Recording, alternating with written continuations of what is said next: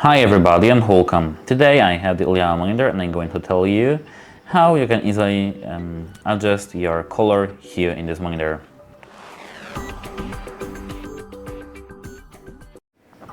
At first we have to click the menu button at the back of our monitor, and here we have to enter the RGB section here. Here click OK, and now enter the 6 axis here.